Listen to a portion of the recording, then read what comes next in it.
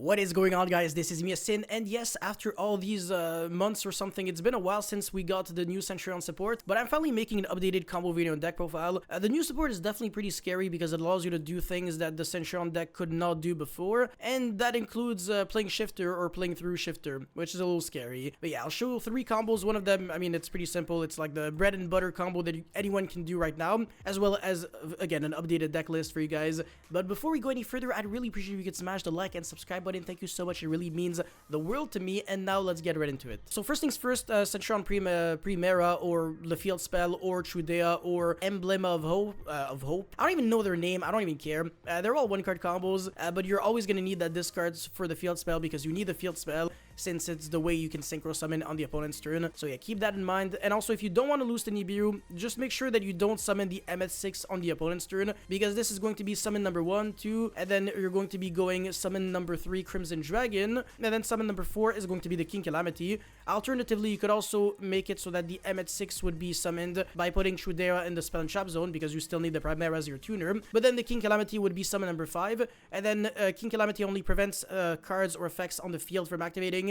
Your opponent can still use grave and in-hand effects, so Nibiru would tribute over everything, and you would be losing 2 precious monsters. So there is no reason to do that. You might as well just not summon the MS6, have a slightly less good grind game, but at least be safe from Nibiru, because outside of this interaction, the deck does not lose to Nibiru. So yeah, I really just wanted to show this combo for this very specific interaction. But yeah, that's it for this one. Let's get into combo number 2. Alright, so this is where it gets interesting. My hand has a Centurion Trudea with any discard, so Shifter, whatever, and I'm gonna be getting Shiftered. I could also Shifter myself, and it would be basically the same result. So normal summon the Trudea, and then get the Primera and the Spell and Trap zone, and then special summon that, and that's going to be getting my search for the Wake Up Centurion, not the Field Spell. So the Wake Up is going to be using itself in order to summon a level 8 token, since I control a Centurion monster in the Spell and Trap zone, or I guess any monster card. And I'm going to be synchro summoning for the Arcoella. I don't even know how to pronounce this. Basically, this is very similar to Legatia. So whenever you summon it, you can search a special summon, right? Not even synchro summon. You can search your deck for any Centurion card, and during the end phase, this time you can place a non-synchro Centurion monster that is banished from your grave in your Spell and Trap zone as a continuous trap, whereas the Legatia is only from the graveyard or hand, if I recall correctly. So this is really good since you can get your Primera through Shifter. It's kind of scary. But yeah, you're going to be getting the Field Spell now, and the end phase, you're going to be placing the Primera. So you don't even need a discard for this combo, it's really just Trudea. It's really nice. And then on the opponent's turn, your opponent, whatever, as soon as he does something, you can go special, and then you're safe to go into Crimson Dragon, and then into King Calamity. Again, it doesn't matter if the things are getting banished, because the Arcoella would just always get them back. So you never run out of gas. This card's... It just fixes a lot of issues for this deck, because this deck kind of used to lose a little bit to Bestials, not really DD Crow, but I mean, yeah, in a way, depending on how it's used. Now it just doesn't really lose to any of that, and again, you don't really lose to Nibiru if you're not being greedy, and if you're not playing things like Fenrir either. Alrighty, now I wanted to show how Primera is a 1-card OTK, regardless of what else you have. I mean, I think you do have to have a discard though, so yeah, you discard whatever, and then you get the Trudea in the Spell and Trap zone, and then special summon. That is going to be placing it itself as well as the new monster, which is the Gargoyle second. And that is going to be reducing its level by 4. It's like the opposite of Trudea that can increase its level by 4. And then you synchro summon into any level 8 synchro monster, doesn't matter. And then recycle back the Gargoyle using its effect, since you used it as a synchro material.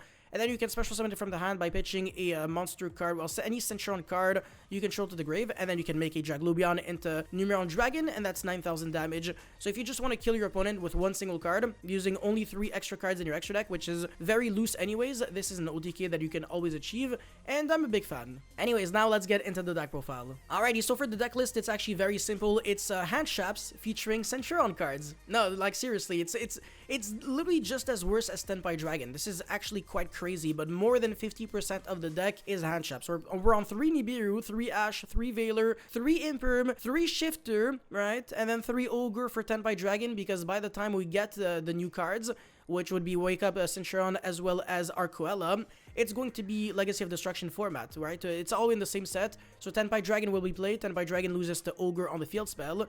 And Ogres still also has some other applications, and it's just another hand trap to play, so why not? And then, of course, 3 Ghost Mourner, in case the fire decks are still there, not too bad, you negate the Bellstar, huh? There's always something to do with this card, and that's it for the hand traps, only 22, right? Hold on a second, 21? 1, 2, 3, 4, 5, 6, 7, 21 hand traps, I'm so sorry. It's not that much, it's only, again, a little over half on a 40 card deck. What is Yu-Gi-Oh turning into? I swear to God, man. This Tenpai Dragon, this... If there's one deck that is really good at playing with one card, though, I want to say it's probably this one.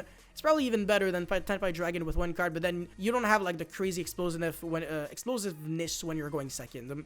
Anyways, for the non-one card starters, we've got Wake Up Centurion, Centurion Phalanx, as well as Emmet 6. These cards are not the greatest, and you can honestly kind of live without these two. Yeah, they're like the less necessary ones. Phalanx, I mean, it's a good card to have just in your deck at any point, so it doesn't suck. And then and also you can foolish it, right, with the Wake Up Centurion.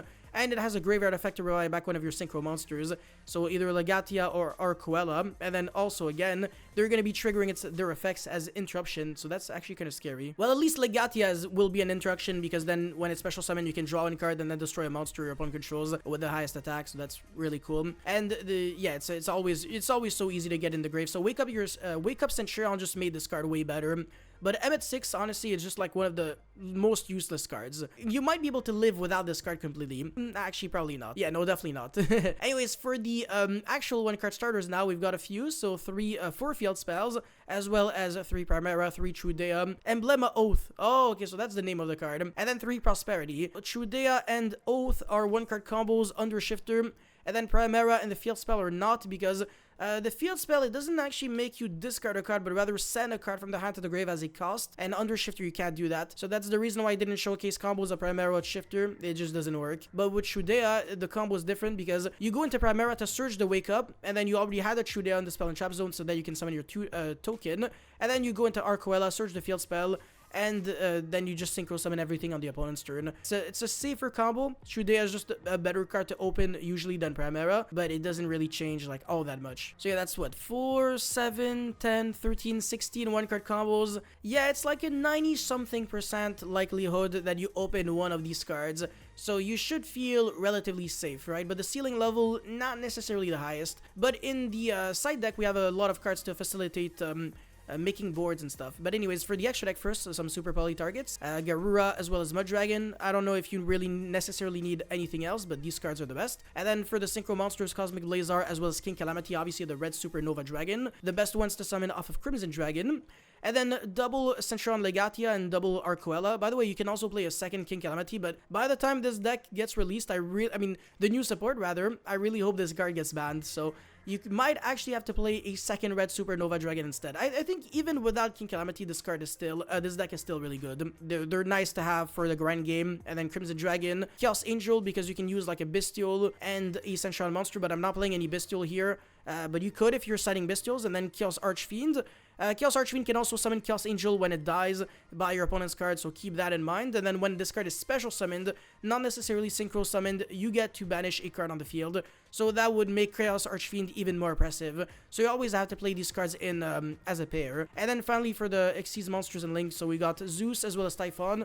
You just summon Zeus on top of the Typhon in case you don't want to use the effect of Detach to bounce back, so that you can literally turn like a hand trap into a Zeus with 2 materials over time. And finally, Azalea. Azalea is basically your SP Little Knight that doesn't really require you to have like a Link, Synchro, Fusion, Xyz, whatever. So you can use like 2 main deck monsters into Azalea and that's fine, but not Emmet 6 because it's not a light or a dark monster. Now for the side deck, we're on 3 cross out because you're playing all the hand traps in the world, so you can cover all of them. 3 Cosmic, you can also cross out Cosmic Cyclone on your field spell, or cross out Spellbound, or use Spellbound as an interruption. So that's actually really interesting.